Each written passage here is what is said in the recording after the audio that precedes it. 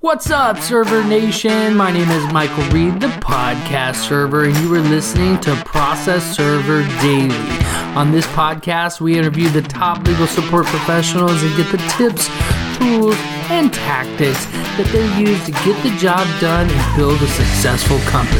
I'm a big fan of storytelling, and I'm excited about today's guest. Before we get started, let's give a big shout out to my new sponsor, Serve Manager. They have a special gift for all of my listeners at the end of today's episode.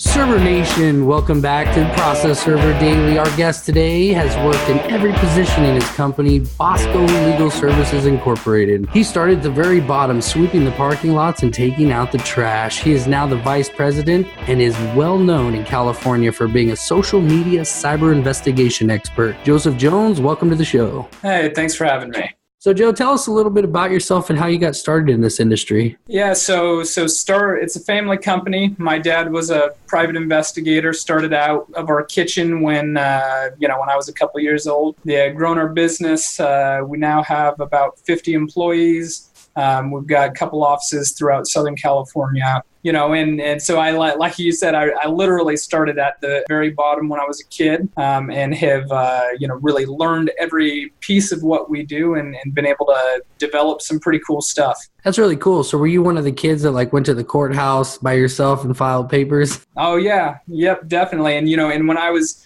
in college, I'd be down there at the courthouse doing my homework while I'm waiting to get called at the window. And interestingly enough, I didn't originally plan on sticking with the family company. I was going to become a social worker after I finished college, but some opportunities opened up. Some things changed. I decided to get married and start having a bunch of kids, and I figured social work wouldn't really, foot the bill. So I stuck with it and have been able to, be a part of some, pretty expansive growth. It's funny that in this industry, so many people end up in this industry and in not really a planned way, but it ended up being such a great turnout for them. Sounds like it worked out for you. Yeah, absolutely. It's been a huge blessing. Joseph, there's a reason you're on my show. You have a lot going on right now, full of experiences. But first, tell me about your worst experience working in the field. So I'll say this: it's very rare that I go out in the field anymore. Now I do a lot of desktop investigation. I also just kind of do a lot of administration within our company. But when we're talking about, field stuff, one of the, and I never had anything real terrible happen, but I was doing surveillance one day, it was kind of crappy surveillance, like most surveillances are, just sitting in the car for hours on end, waiting for something to happen. Didn't really have any activity. The next morning we had another one of my guys out there that the guy we were conducting surveillance on, came running after him with a machete. So that, and it was kind of crazy. He had one of his friends block off the street with his car, and he comes running out after him. So it got pretty hairy. So I wasn't there for that, but that got pretty interesting. That's crazy. And it's funny because when we go from stop serving to just going in the office and kind of managing everything, it's funny the mindset shift when you start doing more office stuff. You still remember when you were out there serving, and you still remember the different challenges that were out there. I know I still serve. One of the reasons is because I can't find anybody to serve 30, 40 papers in a night, Sure. I guess the only way I could do that is if I was to hire somebody full time and to train them, go out with me every day. Is that what you guys kind of done? Yeah, so we do the best that we can to have all of our people cross-trained, right? I want my office staff to know what it's like in the field, and I want my field staff to know what it's like in the office. Because I think when they understand the whole picture, they can do a better job. That's so true because, when you go out there in the field, you want to get to the next serve. And so you might not put all the diligence the way that you were supposed to, or maybe write down all the license plates, or maybe you didn't put a description of somebody. You get back, and if you've ever worked in the office, that's crazy. It's like you got to pick up the phone and call and be like, what did this person look like? And if they're serving 30 or 40 papers a day, they may not remember. Yeah, no, absolutely. We just hosted a CALS Pro continuing education thing at our office a week or two ago, and I had 10 of my office people here. Most of them are not going to be out serving papers probably ever, but I want them to know, what the field guys go through and to get that training. That's awesome. So what I take most from your story is cross-training. As your company grows, you got to cross-train people so that they understand the different parts, and it can be a better working team. Yep. What do you want Server Nation to get most from your worst experience and from your experience growing your company? Yeah. So I mean, vigilance is important, right? Especially, when you're out there, in the field, you've got to, keep your eyes open, keep your head on a swivel, especially, since I know a lot of your, viewers are process servers, A, for safety, but B, just generally speaking, taking really good notes, right?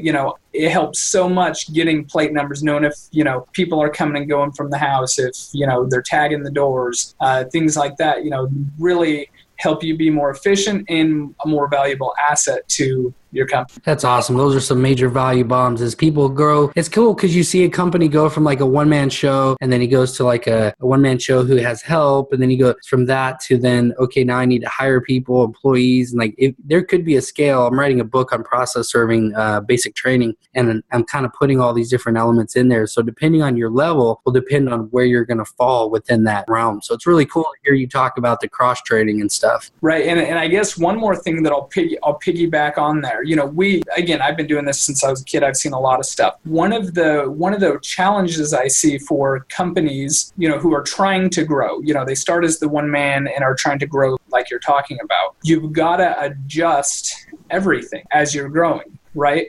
Especially your pricing. As a one-man show, you probably can charge less than the bigger guys and still make as much money. But as you're growing, your overhead grows, right? And so if you're not increasing your rates, certainly you're adding more value to your clients. You can justify higher rates, but if you try and keep those low rates, you're going to be working a lot more and you're going to be making less money. That's true. I didn't know how, when I first started, I was getting like $25 a serve, and I didn't know how anybody could do it. And I was getting it from an affiliate, and I wanted to raise my prices on her, and she goes, I don't go serving. Like, I just give all my serves away. And so I need half. And I was like, but she's not really doing any of the work. And then once I started my own business, doing my own marketing, I was like, wow, I got to pay phones. I got to pay for rent, PG&E, someone to answer the phones if I'm not going to be doing it. Yeah, it's crazy. You get a lot. You get a lot of bills, a lot of expenses. So that's awesome, Joseph. So tell me about your greatest experience working in the field. So I'm going to share with you an experience that it actually wasn't in the field. I mean, I've had some good ones. There's always fun stories, but it's actually a cyber investigation that I worked. So it was a fraud case, and there were several levels to the fraud that we were looking at. Essentially, the case was it was back east, and it's all like public record now, so I can talk about it. We had there was a building that was insured as a family style restaurant. The building burned down. A couple $2 million loss for the insurance company. So the insurance company, they thought something smelled funny about, the claim in general. So they brought us on to look at several different things. First was going to be, hey, like, was this arson initiated by, a competitor? Was it initiated by the owner of the building? How did it come about? And then B, was the facility actually a restaurant? Because, when they went and did the inspection after it had burnt down, there were several things that made them think, hey, maybe this wasn't a restaurant. So we did our investigation. We were able to come up with a significant amount of evidence indicating that it was one of the owners of the company that had started the fire. We weren't able to prove that because that end really fell on the local fire marshal and sheriff's department, because they're the ones who have access to the facilities to do all that kind of stuff. But we found a lot of evidence to support that. But what was really interesting is we found that this restaurant wasn't actually a restaurant. It was a strip club, which, when you're talking about insurance coverage, there are two entirely different risks, right? One, our insurance company, they don't insure strip clubs. because they're way too big of a risk, right? A lot of stabbings, a lot of shootings, a lot of competitors trying to burn their place down. So we were able to, via social media, even though a lot of accounts, they had deleted most of their, accounts, we were able to establish through patrons to the establishment that it was in fact a strip club. And we found lots of good stuff, and it was really interesting. But the one piece of evidence that just blew everybody away, and it's the kind of thing you blow up and put in front of a jury if they have the stomach to handle it. We found a photo that a patron had taken inside the establishment of a stripper on a stripper pole with a flamethrower, blowing flames out all over the place. And that's, that's the kind of evidence that it's like, a lot of this stuff we find, we can't write this stuff. It's just too good most of the time, kind of unbelievable unless you're looking at it. Wow, that is so cool. And so just so Server Nation knows, you're saying that you work for an insurance company where they paid you to do an investigation and try to figure out if there was any fraud going on, and this is the kind of stuff that you were uncovering. Yep. Wow, that is crazy. So those flamethrower. Yep. I doubt they were coded for that. Yeah, no, they weren't. And part of our investigation too found that the city had been trying to shut them down for like 6 months. And that's one of the reasons the fire happened shortly after they had been shut down. So they're trying to get the insurance money because the city's getting so much pushback that they're not able to operate. So they figured, hey, why don't we torch our place and, get a little insurance money out of it. That is an awesome experience. It was a fun one. I remember, man, when I shot that over to the client, I'm like, you are never going to believe what we just found. That is awesome. So, Joseph, tell me, what are you working on right now that has you most fired up, most excited? So, all right. So we'll, we do social media investigations, and we do them in a way that's very, very unique. We're not just looking for their public profile. We're not just looking for, sending, links or a quick report over to a client so they can, review somebody's social media. We're going through and we are finding, the individual, their friends, their families. We're legally finding ways to penetrate privacy settings, to find hidden content, and using that as primary evidence in cases. Whereas everybody's using social media to assist their investigations now. If you're not, you're living 20 years ago. But we're really doing this thorough dive, and then forensically preserving it and using it for the attorneys to use in their case in chief as they're prosecuting their cases. And it's been game changer. Over the last 5 years, we've had like 700% growth within our investigations division, and it's done phenomenal things for our company. I got to tell you, that's something definitely worth being excited about. Yeah. And, and the next thing that we're looking at, and we've already started, and it's come by way of requests from clients, is we're getting also into jury consulting and using social media to help the attorneys, pick the jurors that they want, keep track of them during trial, and some other jury consulting type stuff, which that's also, really cutting edge. It's really exciting. So let me see if I understand this. So back in the day, attorneys would just be able to interview them and decide, okay, we want you, we don't want you, we want you, we don't want. So you're saying that you will say, okay, you get the list of jurors, and then you'll go investigate each of them so that on social media, and then you'll also monitor them going forward so if they're talking about the case online. Right, sure. And, yes. So, and that's still the main way that it's done, right? It's called voir dire. You've got, a couple hours where you've got the attorneys are interviewing all the prospective jurors to pick which one they want. And there's certain questions that they'll ask them that, jurors may or may not be truthful with their answers. And there's certain questions that the attorneys can't ask or don't have the time to ask because it's a condensed time frame. But there's certain things like we're working on one right now. Trial starts on Thursday, where you've got our client is a defendant. There's also another public agency that's a defendant. And so we're interested in finding out if the prospective jurors, how they feel about the government. Right? Since the government is involved in this case, we're interested to know, hey, are they pro-government? Are they anti-government? Because that's going to affect how they view the case, right? Because they're going to be really interested to, are they going to try and stick it to, Big Brother? right, award some huge verdict because they've got a bone to pick with. Like a libertarian or somebody. Yeah. Okay. Yeah. And so we're able to look at all those things. That's really cool. And so this next part here is an addition to the show. It's called the Server Nation Questionnaire. So for those of you that don't know, you could go on my website, processserverdaily.com/podcast, and you can ask a question of my guest, and we can play your video clip right here in this episode so that my guest can answer it for you. Today's question, Joseph, is what makes your company different from the others in your area? So it almost depends on what aspect of our business you're looking at. Specifically social media investigations, the difference between us and the next guy is really significant because of the level of depth that we're doing our investigation. There is, we're doing nationwide, but let's just stick with California since that's a lot of, companies that watch your stuff. There's probably 3, maybe 5 companies in California and in individuals who do the type of investigation that we do at the level we do it.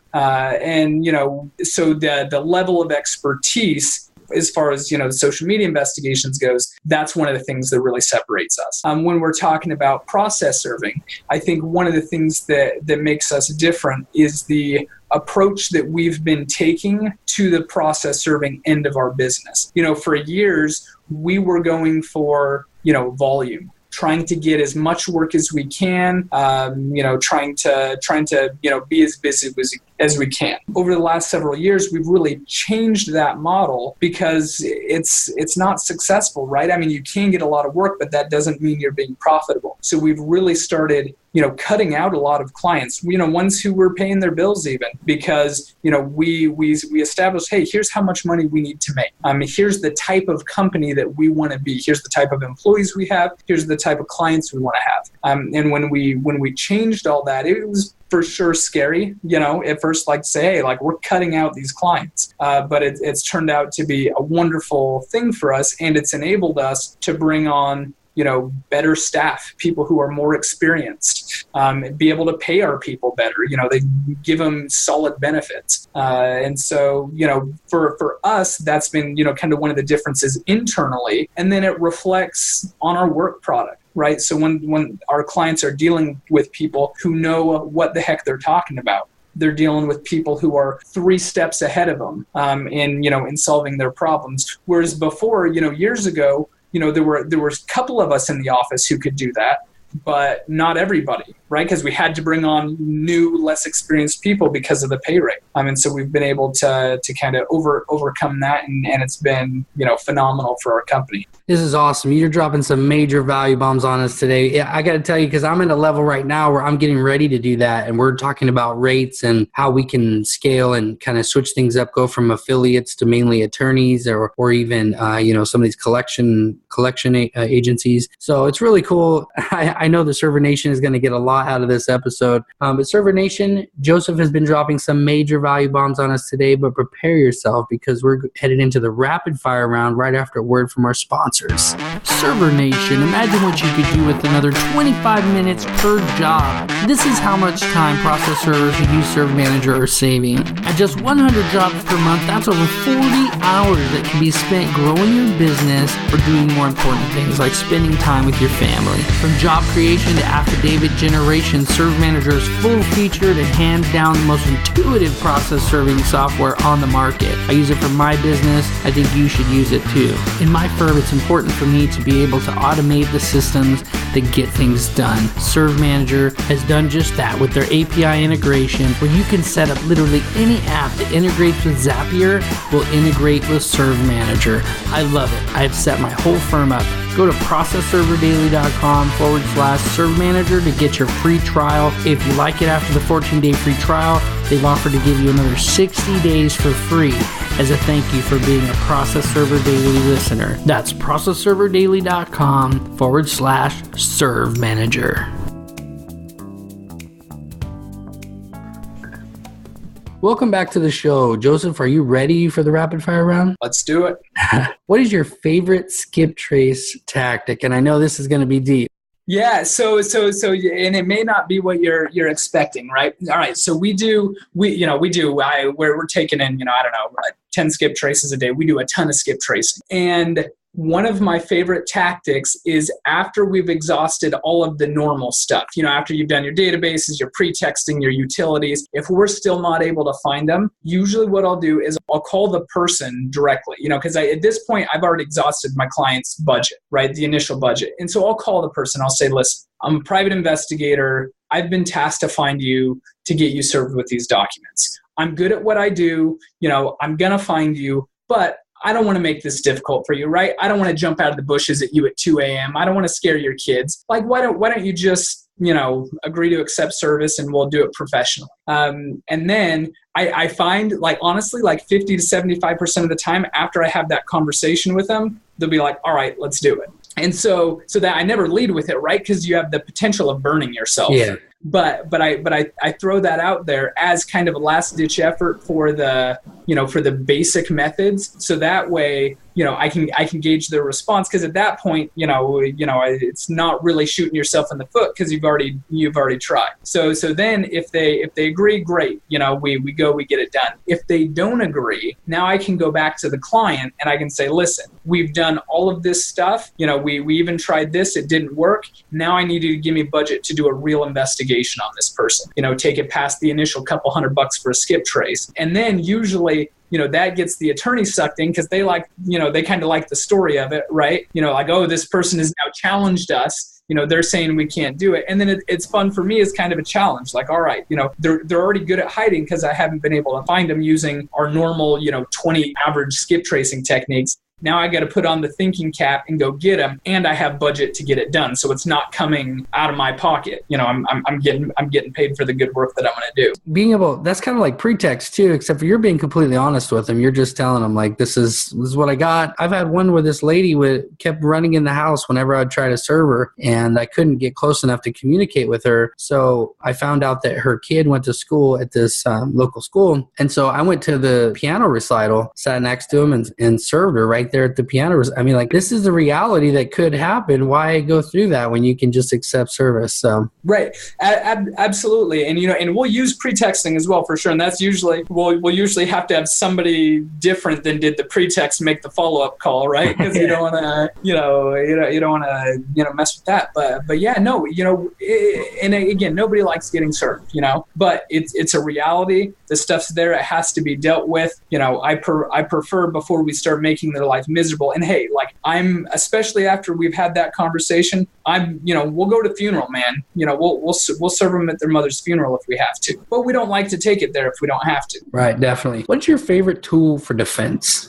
So I'm going to put a couple caveats before this. My process servers, I do not allow to carry any kind of a weapon. I think, it can be super problematic. I think a lot of people, when they're carrying some kind of weapon, it emboldens them to do things that they wouldn't otherwise do. And I think that's really problematic. I think our greatest, as a process server industry as a whole, I think our greatest defense weapon is our words, being able to de-escalate situations. So I'll start with that. I am licensed to carry. I carry a .45 Kimber, and I pray that this situation will never come where I'm going to have to use it. But certainly, that's something available to me in the worst of circumstances. I also have a taser that I carry. It's an X2.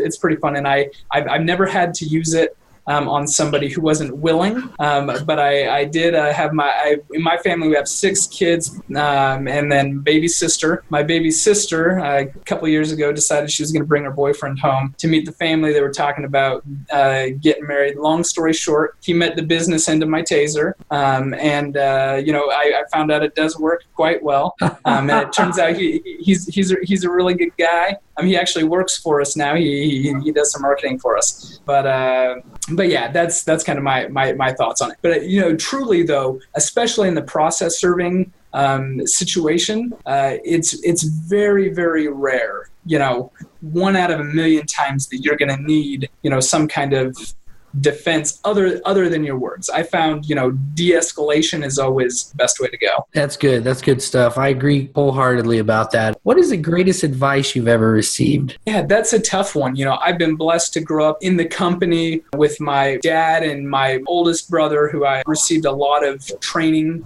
from them, both, kind of in conversations and just in watching them. But I would say, so it's probably never said to me, but it's one of the things that I've observed and we've developed as a company over the last, 10 years is know your value, right? If you undervalue what you're doing, everybody else around you is going to undervalue you as well.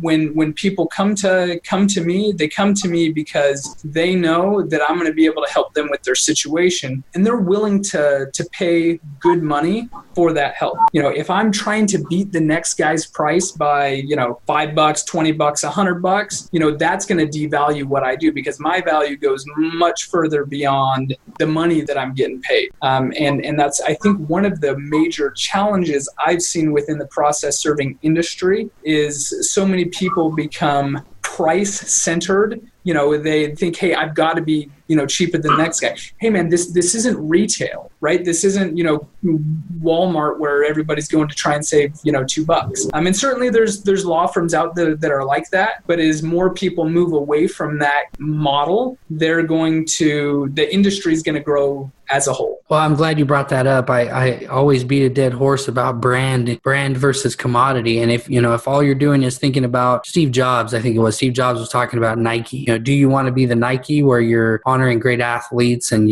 people look up to you, or do you want to be the guy that says, hey, we're the cheapest price and we can get it done the fastest? So I'm really glad you brought that up. We can become a commodity very easily if we're not careful. Right. So you got to step out, and I have no doubt that your company has stepped out in that way with the social media, with the investigation, with some of the stuff that Trent was telling me about what you're doing with Serve Manager and stuff, and we'll get into that. But what I take from that is, like you said, know your value. That's where it starts. It's the foundation. Build a brand and work up from there. Good stuff. Yep. Joseph, what would you do if you woke up tomorrow with all the same skills and knowledge, but you didn't know anybody and only had $100, a smartphone, and a car? What would you do to regrow your business? We're very growth-minded as a company. We're doing a lot of growing. So I think about these things pretty often. All right, what would I do if I, went to a different state, and decided to grow? There's some other places, that might be kind of fun to live. It's really about networking, right? I would go and I would find a law firm who would have need of what I can do, and I just say, hey, and this is an interesting tie-in and might seem to conflict with what I previously said, but I'd try and get in the door. If they wouldn't let me in the door, if they didn't have any cases, they had too many concerns, I'd say, hey, let me do a case for you for free. I'm so confident that what I'm going to bring to the table is better than what you're doing right now, that I'll invest, 20 hours a week of my time to help show you how valuable it can be. I do the case, they'd be amazed, and then I come on and do all their paying stuff at good rates. That's awesome. Those are value bombs. So what would you do in detail? So you're saying you would go into the office and you just drive in there, and how many offices would you hit? How would you do it? Yeah. So I mean, I think, so what I do, so for example, let's say we got a big law firm that I'm to get my foot in the door. I'd go in, I'd find a way to talk with whoever the partner is, right? Whoever the decision maker is. If I can't get them right then when I walk in, I'm going to follow up by email. I'm going to follow them on LinkedIn. I'm going to figure out where they go to church. I'm going to show up and sit in the pew next to them. I'm going to figure out who the decision maker is and what I can do to establish a relationship with them. And then I'm going to pitch to them, hey, here's what I can do. Social media, here's how it's going to affect your case. Here's how it's going to help you. Oftentimes I find with my level of expertise, once I have that conversation with them, they're like, hey, it's worth giving a try. If they're not, then that's when I'm going to say, hey, your client doesn't want to invest the money. I'm going to do your first case for you, no charge, just so you can see how stinking valuable this is to you. Boom! That is amazing. That is awesome stuff. So, I mean, when you were saying about sitting next to him in church, I couldn't help but think like, listen, if I can find where you go to church, I can find where the guy that's frauding you is going to church. Yeah. Yep. And it's interesting. And I've done a little bit of that before. And I'll tell you, it's a fine line to walk, right? You don't want your clients to be too creeped out with what what you're doing, but there's certainly an element of being able to, the proof is in the pudding, as they say. And if you can show them that you've got the knowledge, you've got the expertise, and you're ready to make it happen, they're going to jump on board. That's good stuff, Joseph. You have really been rocking it here today. So what is your parting piece of advice for Server Nation? So there's a couple pieces. So first, again, is know your value. I can't rely on that too much, because we see often, and we don't really consider them competitors because they're working with a different client base. But we see these people who they just, there was a company local to us that they just went out of business. We ended up hiring on most of their staff to help us. But they were a company that they went out of business because they didn't know their value, right? And they, so they were charging way less than they should have been for so many years. It just varied. The other piece is, they weren't elevating the profession because everything was so low, they couldn't afford to give, a good level of service. So, that breaks my heart when I see it, right? Because, hey, there's enough work for everybody, but there's no reason to put in the kind of work that you do and deal with the kind of stress you do and have a hard time, paying your bills, right? There's, we're working on cases where we're bringing immense value to, the people with a lot of money. And if you can bring that value, they're happy to pay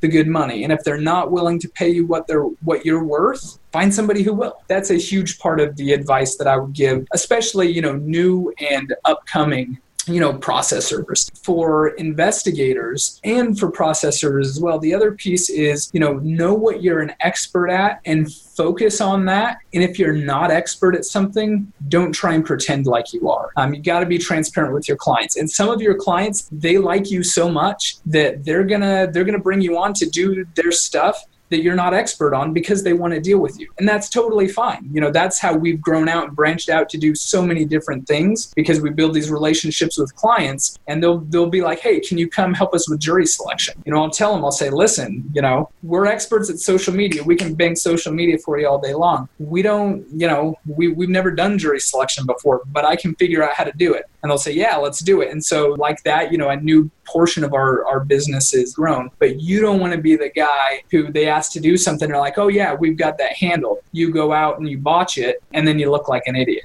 And then you lose all their business. Right. And it's just a problem, right? That's not a good way to do business. That's good. So know your value. And what was the second one? So know your value and know what you're expert at. And don't bill yourself as an expert at something that you really don't know what you're doing. That's awesome. Joseph, that is so cool. That is so awesome. I love everything that you're throwing at us here today. What is the best way that we can connect with you? And then we'll say goodbye. LinkedIn's the best way to connect with me. Just search Joseph Jones, private investigator, social media expert. You'll be able to find me. Connect with me on there. We can stay in touch. And you can also find Joseph's show notes page at processserverdaily.com/Joseph. Joseph, I want to personally thank you for coming on the show. I've been impressed with your story, and I'm excited to share it with the world. Until next time, Server Nation, you've been served up some awesomeness by Joseph the Cyber Ninja and Mighty Mike, the podcast server. Server Nation, I hope you enjoyed that episode. Please visit our website at processserverdaily.com/Serve Manager and get your 60-day free trial of Serve Manager, greatest software program for process servers.